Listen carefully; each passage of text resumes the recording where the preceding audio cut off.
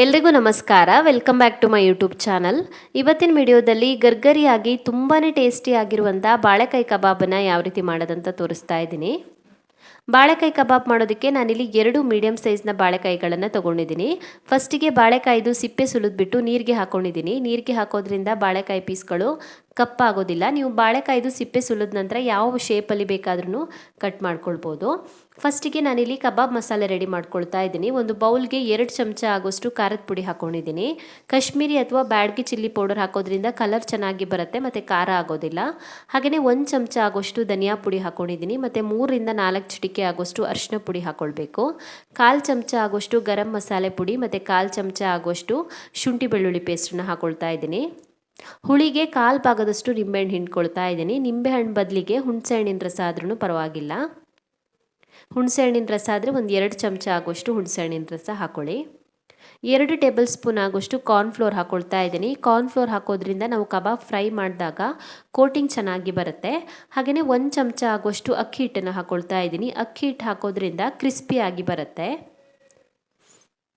ಇದಕ್ಕೆ ಇವಾಗ ರುಚಿಗೆ ತಕ್ಕಷ್ಟು ಉಪ್ಪನ್ನು ಸೇರಿಸಿ ಸ್ವಲ್ಪನೇ ನೀರನ್ನು ಹಾಕಿಬಿಟ್ಟು ಚೆನ್ನಾಗಿ ಮಿಕ್ಸ್ ಮಾಡ್ಕೊಳ್ಬೇಕು. ನೀವೊಂದು ವೇಳೆ ನಾನ್ ವೆಜಿಟೇರಿಯನ್ಗಳಾದರೆ ಮೊಟ್ಟೆ ಹಾಕಿ ಕಲಿಸ್ಕೊಳ್ಬೋದು.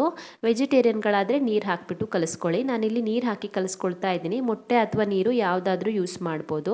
ಗಟ್ಟಿಯಾಗಿ ಕಲಿಸ್ಕೊಳ್ಬೇಕು, ಜಾಸ್ತಿ ತೆಳು ಮಾಡ್ಕೊಳ್ಬಾರ್ದು. ಬೇಕಿದ್ದಷ್ಟು ಸ್ವಲ್ಪನೇ ನೀರು ಹಾಕಿ ಗಟ್ಟಿಯಾಗಿ ಕಲಿಸ್ಕೊಳ್ಳಿ. ನಂತರ ಇದಕ್ಕೆ ನಾವು ಆಲ್ರೆಡಿ ನೀರಿಗೆ ಹಾಕಿ ಇಟ್ಕೊಂಡಿದ್ದೀವಲ್ವ, ಆ ಬಾಳೆಕಾಯಿ ಪೀಸ್ಗಳನ್ನು ಸೇರಿಸ್ಬಿಟ್ಟು ಚೆನ್ನಾಗಿ ಮಿಕ್ಸ್ ಮಾಡಿಬಿಟ್ಟು ಮ್ಯಾರಿನೇಟ್ ಮಾಡ್ಕೊಳ್ಬೇಕು. ಒಂದು ಅರ್ಧ ಗಂಟೆ ಆದ್ರೂ ಮ್ಯಾರಿನೇಟ್ ಮಾಡ್ಕೊಳ್ಬೇಕಾಗತ್ತೆ. ಮಸಾಲೆ ಚೆನ್ನಾಗಿ ಹಿಡಿಬೇಕು ಬಾಳೆಕಾಯಿ ಪೀಸ್ಗಳಿಗೆ.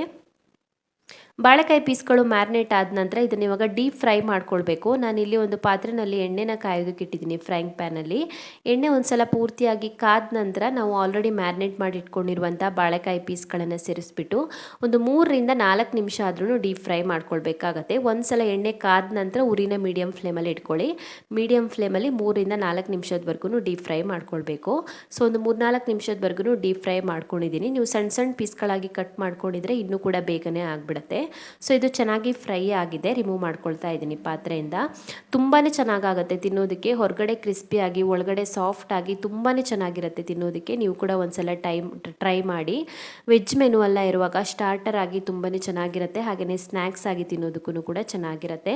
ಸೊ ರುಚಿಯಾಗಿ ಗರ್ಗರಿ ಆಗಿರುವಂಥ ಬಾಳೆಕಾಯಿ ಕಬಾಬನ್ನು ಯಾವ ರೀತಿ ಮಾಡೋದಂತ ನೋಡಿದ್ರಲ್ಲ. ನಿಮಗೆ ಈ ರೆಸಿಪಿ ಇಷ್ಟ ಆಗಿದ್ರೆ ವಿಡಿಯೋಗೊಂದು ಲೈಕ್ ಕೊಡಿ. ಹಾಗೆಯೇ ಕಮೆಂಟಲ್ಲಿ ತಿಳಿಸಿ. ಹಾಗೆಯೇ ನನ್ನ ಯೂಟ್ಯೂಬ್ ಚಾನಲನ್ನು ಸಬ್ಸ್ಕ್ರೈಬ್ ಮಾಡ್ಕೊಳ್ಳೋದನ್ನು ಮರಿಬೇಡಿ.